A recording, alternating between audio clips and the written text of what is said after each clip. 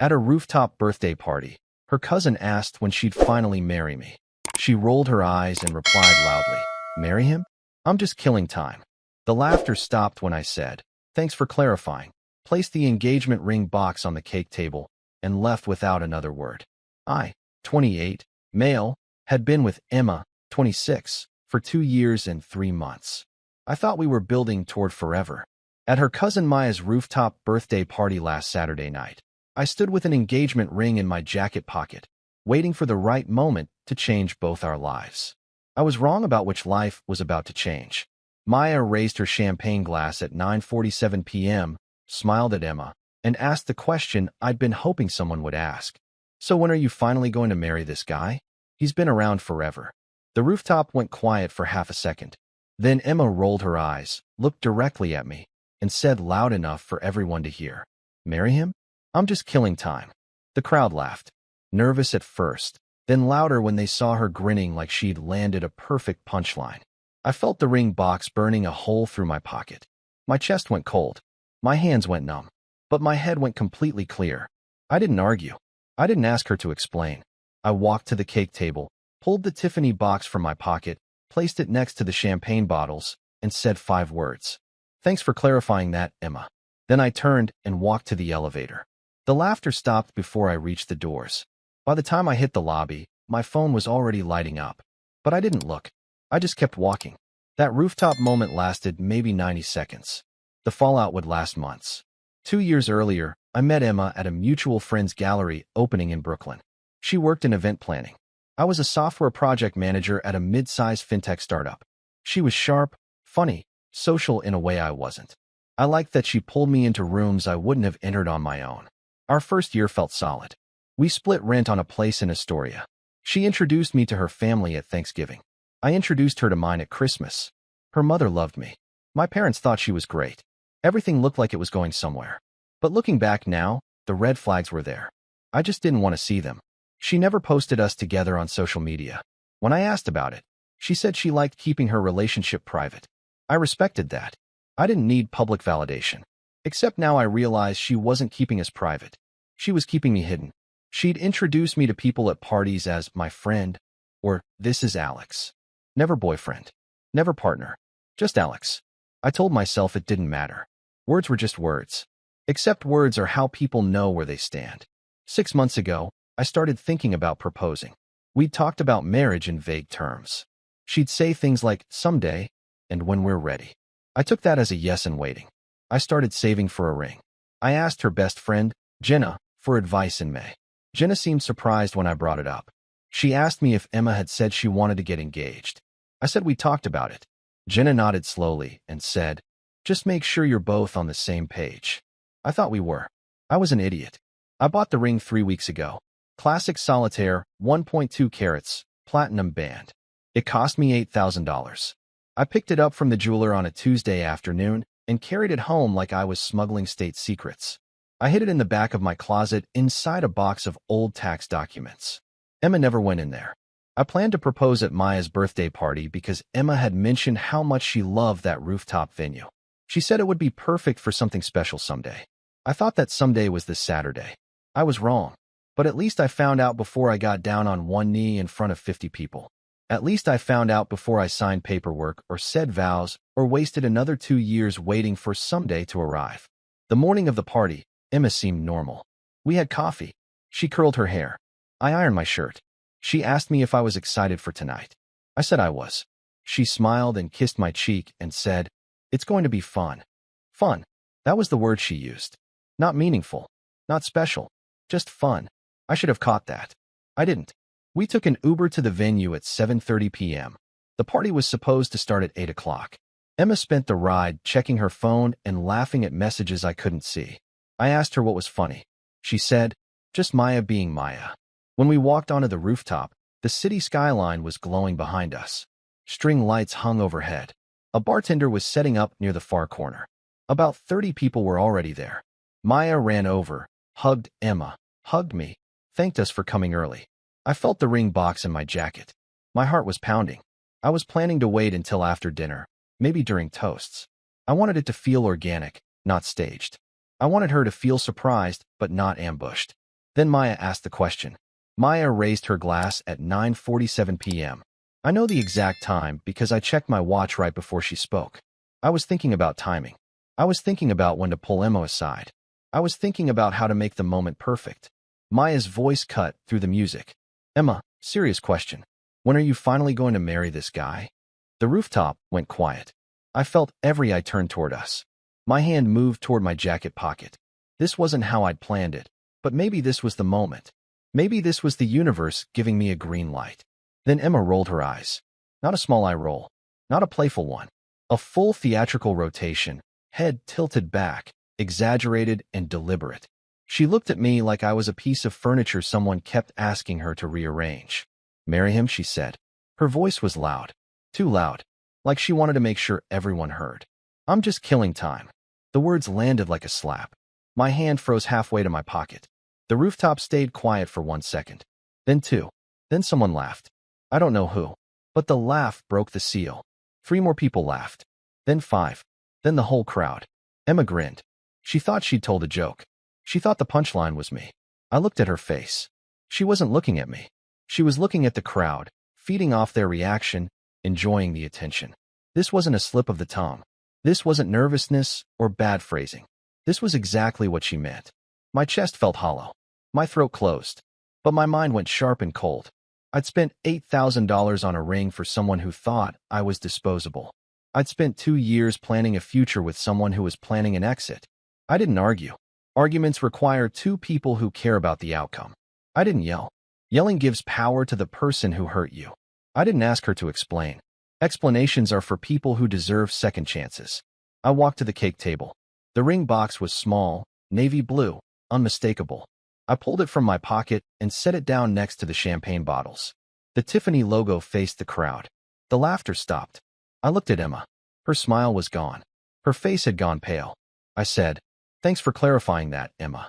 Then I turned and walked to the elevator. My legs felt numb. My hands were shaking.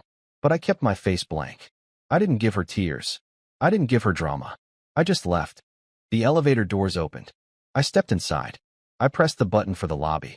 The last thing I saw before the doors closed was Emma's face, frozen in shock, and Maya's hand covering her mouth. My phone started buzzing before I reached the ground floor. I didn't look at it. I walked out of the building, turned left, and kept walking. I didn't know where I was going. I just knew I wasn't going back. 3 blocks later, I stopped at a bench and finally checked my phone. 22 messages. 17 from Emma. 3 from Jenna. 2 from Maya. Emma's texts were frantic. "Alex, where are you? Alex, please come back." I didn't mean it like that. "Alex, please." Jenna's text said, "I'm so sorry. I should have told you." Maya's text said, "I had no idea. I'm so sorry." I turned my phone off. I sat on that bench for 20 minutes. The city moved around me. Cars honked. People walked past. Nobody noticed the guy whose life just imploded on a rooftop. But here's the thing. My life didn't implode. Emma's did. Because I had the ring. I had the receipt. I had 2 years of messages and plans and evidence that I was serious. And she had a room full of witnesses who just watched her call me a waste of time. I wasn't the one who needed to explain anything. She was. Update 1. I walked home. It took 40 minutes. Emma tried calling me 9 times during those 40 minutes. I didn't answer. When I got to our apartment, I unlocked the door, went to the bedroom, and pulled my suitcase from the closet. I packed clothes, toiletries, laptop, chargers, everything I'd need for a week. I didn't take everything, just enough to make a point. I was gone before Emma got back. I went to my friend Ryan's place in Williamsburg. He opened the door at 11:30 p.m., took one look at my face, and said, "What happened?" I told him everything. He didn't interrupt. When I finished, he said 3 words. "You did right." Then he handed me a beer and showed me to his guest room. I crashed on his bed fully clothed. I didn't sleep. I just stared at the ceiling and replayed the rooftop over and over. My phone was still off. I turned it on at 7 a.m. Sunday morning. 63 messages. 41 from Emma. The rest from friends, family, people who'd been at the party. Emma's messages had evolved. The first 20 were apologies. "I'm so sorry. I didn't mean it. Please come home." The next 10 were explanations. I was drunk. I was trying to be funny. Everyone was laughing, so I just went with it. The last 11 were angry. "You embarrassed me. You made a scene. You left me there like an idiot. Everyone thinks I'm a monster now. I read every message. Then I deleted the thread and blocked her number. Jenna called at 8:15 a.m. I answered. She said, Alex, I need to tell you something. I said, go ahead. She took a breath. Emma's been saying for months that you're not the one. She told me in April that she was staying with you until she figured out what she wanted. She said you were safe and stable, but not exciting. I should have told you. I'm sorry. I felt my stomach drop. April. That was a month before I started ring shopping. That was 2 months before I asked Jenna for proposal advice. She knew. She knew Emma wasn't serious, and she let me keep planning. I said, why didn't you say something? Jenna's voice cracked. I thought she'd change her mind. I thought she'd realize how good you were. I didn't want to ruin your relationship if I was wrong. I said, you were right. And now I know. I hung up. I sat on Ryan's couch and stared at the wall. Emma had been planning her exit for months. I'd been planning a proposal. We were living in 2 completely different relationships. My mom called at 9 a.m. She'd heard from my aunt, who'd heard from a cousin, who'd been at the party. My mom said, are you okay? I said, I'm fine. She said, do you want to come home for a few days? I said, maybe next weekend. She didn't push. She just said, I'm proud of you for walking away. That sentence broke something in me. I started crying for the first time since the rooftop. Not loud, just quiet tears running down my face while my mom stayed on the line and didn't say anything. She just let me breathe. When I stopped, she said, she didn't deserve you. And now everyone knows it. She was right. Because by Sunday afternoon, the story had spread.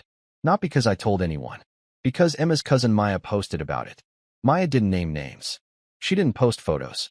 But she wrote, when someone shows you who they are, believe them. And when someone walks away with dignity, respect it. What I saw last night was a masterclass in self-respect. The post got 200 likes in 3 hours. People started commenting. What happened? Spill the tea. I need context. Maya didn't respond. But Emma's friends did. Someone named Becca commented, people need to hear both sides before they judge. Someone named Tyler replied, there's no other side. We were all there. We all heard what she said. The comment thread exploded. I didn't read it. Ryan showed me screenshots. I told him to stop. I didn't need to see Emma's reputation unravel in real time. I just needed her gone. Update 2. By Monday morning, the story had reached Emma's family. Her mother called me at 10 a.m. I was at work, sitting in a conference room pretending to focus on sprint planning. I stepped into the hallway and answered. Mrs. Chin's voice was tight. Alex, I heard what happened. I said, I'm sorry you had to find out that way. She said, don't apologize. Emma should be apologizing. What she said was cruel and unacceptable. I didn't expect that. I thought she'd defend her daughter. I thought she'd ask me to give Emma another chance. Instead, she said, I raised her better than that. I don't know what's gotten into her, but you didn't deserve to be humiliated in public. I felt my throat tighten. Thank you for saying that. She paused. Do you still have the ring? I said yes. She said, good. Return it. Get your money back. Don't let her take anything else from you. We talked for 5 more minutes. She apologized 3 more times. When we hung up, I sat in that hallway and felt something I hadn't felt since Saturday night. Validation. Emma's mother wasn't blind. Emma's friends weren't blind. The 50 people on that rooftop weren't blind. They all saw exactly what I saw. A woman who treated her boyfriend like a placeholder. Tuesday afternoon, Emma showed up at my office. Security called me at 2:30 p.m. and said someone was in the lobby asking for me. I went downstairs. Emma was standing near the elevators, wearing sunglasses indoors, holding a coffee cup like a shield. I walked up to her. She pulled off the sunglasses. Her eyes were red. She said, can we talk? I said no. She blinked. Alex, please. Just 5 minutes. I said, you had 2 years and 3 months. You used your time. We're done. She reached for my arm. I stepped back. She said, I made a mistake. I was drunk. I didn't mean it. I said, you weren't drunk. You had half a glass of champagne. And you meant every word. You just didn't think I'd call you on it. Her face crumpled. Everyone hates me now. My own mother is disappointed in me. Maya won't talk to me. I lost friends over this. I said, that's not my problem. She stared at me like I'd slapped her. You're really going to throw away 2 years over one stupid comment? I said, you already threw it away. I just made it visible. I turned and walked back to the elevators. She didn't follow.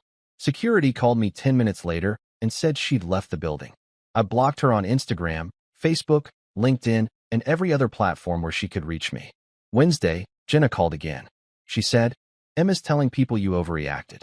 She's saying you humiliated her on purpose. I said, I placed a ring box on a table and left. She humiliated herself. Jenna sighed. I know, but she's spinning it like you were trying to punish her in front of everyone. I said, I wasn't trying to punish her. I was trying to leave with the truth visible. If that punished her, it's because the truth hurt. Jenna paused. You're right. I'm sorry. I shouldn't even be telling you this. I said, it's fine. I'd rather know what she's saying. Jenna said, for what it's worth, no one's buying it. Everyone who was there knows exactly what happened. Thursday, my lease was up for renewal. Emma and I had signed a 1-year lease in August. It expired at the end of October. I called the landlord and told him I wouldn't be renewing. He asked if Emma would stay. I said, you'll have to ask her. He called me back 2 hours later. She can't afford it alone. She's asking if you'll cover your half until she finds a roommate. I said, no, I'm off the lease in 3 weeks. What she does after that isn't my problem. He sighed. Fair enough. I'll let her know. Emma texted me from a new number that night. You're really going to leave me with no place to live? I didn't respond. I blocked the number. Friday, I returned the ring. The jeweler didn't ask questions. He just processed the return, handed me a check for $7,600, and said, I'm sorry it didn't work out. I said, I'm not. And I meant it. Because walking out of that jewelry store with a check instead of a ring felt like freedom. Update 3. The following week, Emma's smear campaign escalated. She posted a vague story on Instagram. No names. No details. Just, it's wild how people who claim to love you will humiliate you the second you make a mistake. Guess loyalty means nothing anymore. Her friends liked it. Strangers commented, you deserve better. He sounds toxic. Move on, queen. I didn't respond. I didn't post. I didn't defend myself. Because the people who mattered already knew the truth. Ryan told me to let it go. She's grasping.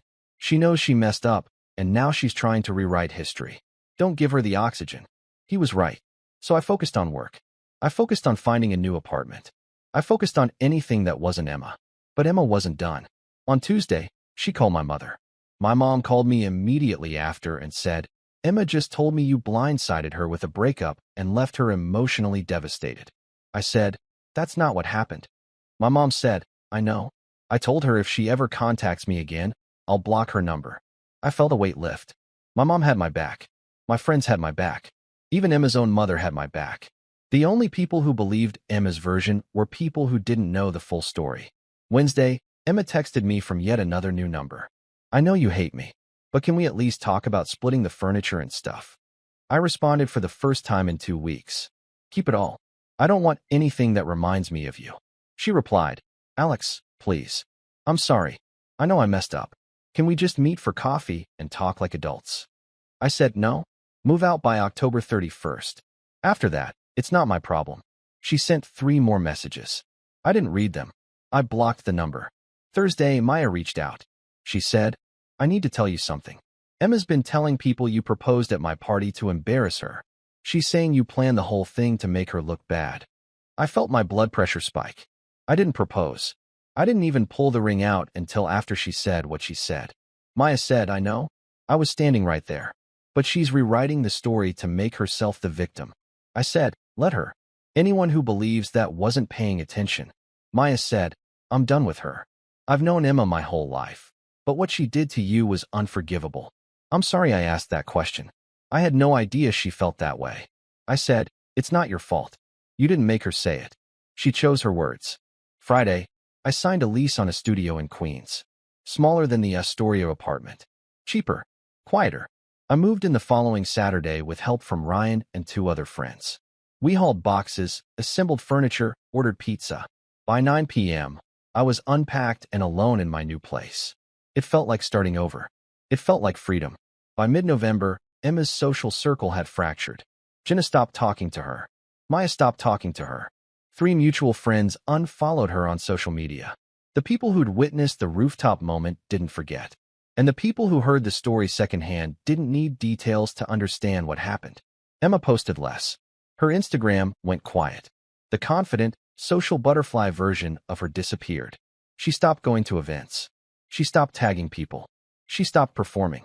I heard through Ryan that she'd moved back in with her parents. The Astoria apartment was too expensive. She couldn't find a roommate willing to deal with the fallout. So she packed up, gave notice, and went home. Her job took a hit too. She worked in event planning, and her reputation mattered. Word traveled fast in that industry. By December, she'd left her company. I don't know if she quit or got pushed out. I didn't ask. I didn't care. What I did care about was moving forward. I started therapy in November. My therapist asked me why I'd stayed with Emma for so long when the red flags were visible. I said, I wanted to believe she'd change.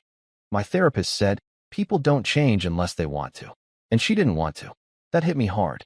Because it was true. Emma didn't want to marry me. She didn't want a future with me.